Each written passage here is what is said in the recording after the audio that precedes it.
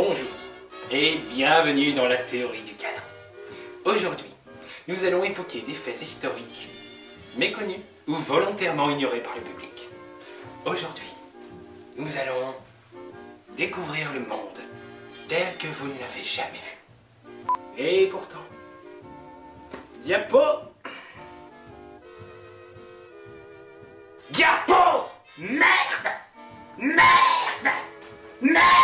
C'est en 1923, dans le petit village d'Avoux, en Meurthe-et-Moselle, que voit le jour Jean-Hugues Câlin. Fils d'un père proxénète et d'une mère péripatéticienne, le petit Jean-Hugues connaît une enfance tumultueuse, car il naît sans attributs sexuels.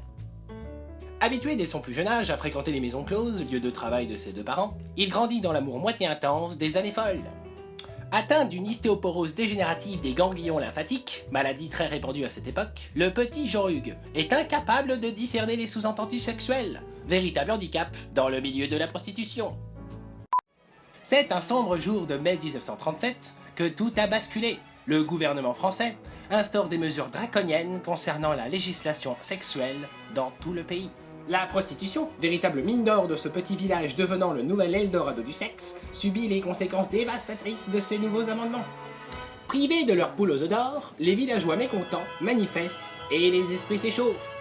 C'est par une accablante et caniculaire journée d'août qu'ils se retournent contre le système et renversent le pouvoir au sein de ce hameau. Dorénavant, le village d'Avoux ne sera plus. Fraîchement renommé Anou, le village reprend ses activités sexuelles et ne tarde pas à retomber dans le vice et la débauche.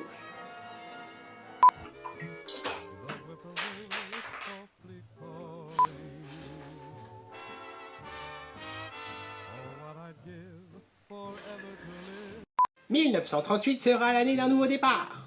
Alors qu'il fête ses 15 ans, le petit Jean-Hugues devient propriétaire d'une maison close. Cependant, n'ayant pas conscience des sous-entendus sexuels et n'ayant lui-même pas d'organes génitaux, Jean-Hugues Câlin privilégie les longues discussions au clair de lune. Affamé de pouvoir, il en vient à proscrire la fornication au sein de son établissement et va même jusqu'à infliger la peine capitale à certains récidivistes.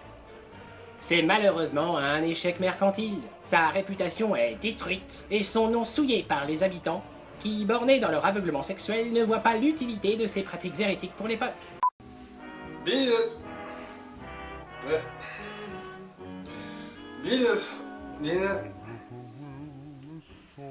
1938 est une année bien sombre pour l'histoire. Un an plus tard, Flappy et fourbu par l'abus de pouvoir de ce tyran asexué, le peuple se révolte. Il est alors traité de paria et ostracisé par la société contemporaine pour se retrouver au plus bas de l'échelle sociale.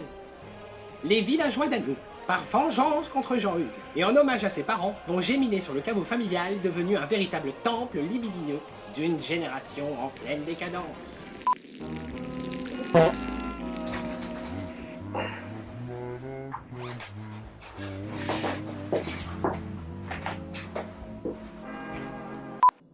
Alors que la guerre contre l'Allemagne nazie fait rage, le jeune Jean-Hugues se terre lâchement tel un ermite en Poitou-Charentes dans une petite grotte. Il consacre son temps à étudier les comportements sociaux en tentant de comprendre son échec commercial.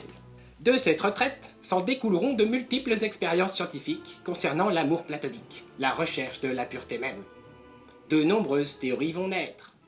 La plus célèbre à ce jour est basée sur le fait d'utiliser un objet singulier afin de provoquer un bien-être corporel hédoniste, sans acte sexuel ni intention malsaine.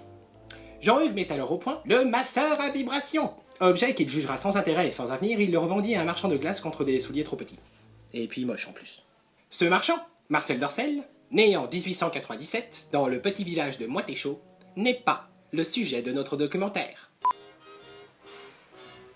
À l'aube de l'après-guerre, suite à de nombreuses études comportementales et théories avortées, Jean-Hugues Câlin découvrit ce qui allait devenir la quintessence de l'amour, au travers d'un geste ultime et extrêmement complexe.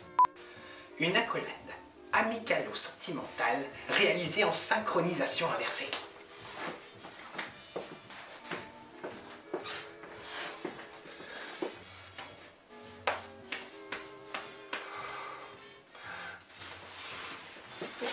Mouvement révolutionnaire pour l'époque auquel il donna son nom. Et c'est ainsi que naît le Jean-Hugues Câlin. Le nom n'ayant pas un fort succès, c'est au fil des années que le terme fut réduit à celui de câlin. Oh, ce qui n'enlève rien à la majesté et la beauté de ce geste incroyable et extraordinaire qui continue aujourd'hui, à travers les âges et les civilisations, à dicter notre quotidien.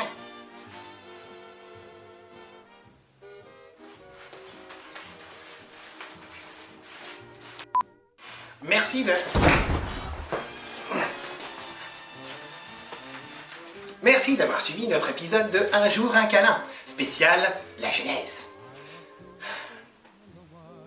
Allez, viens.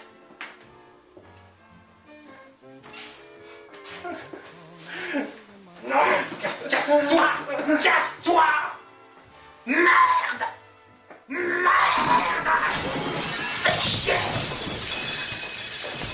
Vous me faites tous chier! Toi! Fais piquer ta gueule! Reviens, bordel de merde!